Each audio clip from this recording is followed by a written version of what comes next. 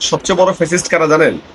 সবচেয়ে বড় ফ্যাসিস্ট হচ্ছে এদেশের জনগণ, যারা নিজেদের সুবিধার জন্য যখন তখন যে কোনো সিস্টেমকে তারা অস্বীকার করতে পারে। শেখ হাসিনা স্বৈরশাসক, শেখ হাসিনা ফ্যাসিস্ট। সে তার স্বার্থের জন্য, তার পরিবারের স্বার্থের জন্য গণতন্ত্রকে হত্যা করেছে এবং জোর করে ক্ষমতায় থেকেছে। এখন তাহলে কি হচ্ছে? এখন এই যে ইউনূস সরকার বা অন্তর্বর্তীকালীন সরকার, যে সরকারের থাকা কথা ছিল 1.5 থেকে 2 বছর বা সর্বোচ্চ 3 বছর, তাদেরকে 5 বছর রাখা যে দাবিটা উঠছে, এটা কি ফ্যাসিস্টের মতো আচরণ নয়? আমার কথা হচ্ছে, একটা অন্তর্বর্তীকালীন সরকার 5 বছর কেন থাকবে? ডক্টর ইউনূস নিঃসন্দেহে অসাধারণ কাজ করছে, তার মতো ফিগার বাংলাদেশে একজনও নেই, আমি জানি।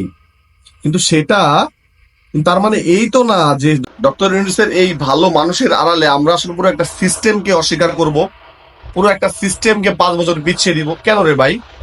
যদি ডক্টর ইউনূস ক্যাপাবল হয়, অবশ্যই ক্যাপাবল, তাহলে নিশ্চয়ই নির্বাচনের মাধ্যমে পরবর্তী সিচুয়েশনে সে ভালো একটা রোল প্লে করবে, রাজনৈতিক দলগুলো সমঝোতার মাধ্যমে সে আসবে। কিন্তু সেটা হচ্ছে, এখন জনগণের কাছে মনে হচ্ছে যে আমরা ঠিক আছে সবকিছুতে, এখন আপনার মনে হচ্ছে দেশে নির্বাচন দরকার না, আরো 5 বছর থাকুক। কেন লো? আরো 5 বছর কেন থাকবে?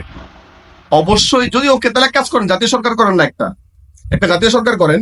আর যদি ডক্টর ইউনূস ক্ষমতায় থাকে বা ডক্টর ইউনূস যেহেতু আমাদের দেশের জন্য ভালো, ওকে, তাহলে সব দলের সমন্বয়ে একটা জাতীয় সরকার গঠন হোক, জাতীয় সরকারের প্রধান ডক্টর ইউনূস থাকুক।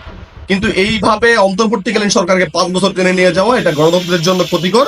বাংলাদেশের মানুষ হয়তো এখন বুঝতেছে না, বাট কিছুদিন পরে নিশ্চয়ই এটা বুঝবে। অনেক ক্ষেত্রে আমরা বিএনপি কে প্রতিহত করার জন্য এই সরকারকে অনেকদিন যাবত চাই, বাট এটা বাস্তবতা যে বিএনপি এত বড় রাজনৈতিক দল যে যাকে ছাড়া আপনি এই দেশটাকে স্থিতিশীল করতে পারবেন না। সো খারাপ হলেও আপনাকে অবশ্যই রাষ্ট্রের জায়গা চিন্তা করতে হবে, তাদেরকে নিয়েই চলতে হবে।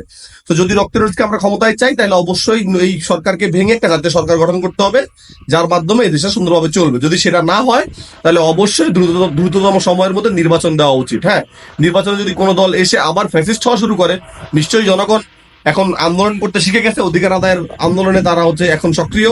সো আবার আন্দোলন করবে, আমি নিজেও আবার আন্দোলন করব যদি সরকার খারাপ হয়। কিন্তু কোনোভাবেই জনগণের এই ফ্যাসিস্ট হয়ে ওঠাটা, এইটা সমর্থন আমি নিজেও একজন জনগণ হিসেবে করি না। ধন্যবাদ।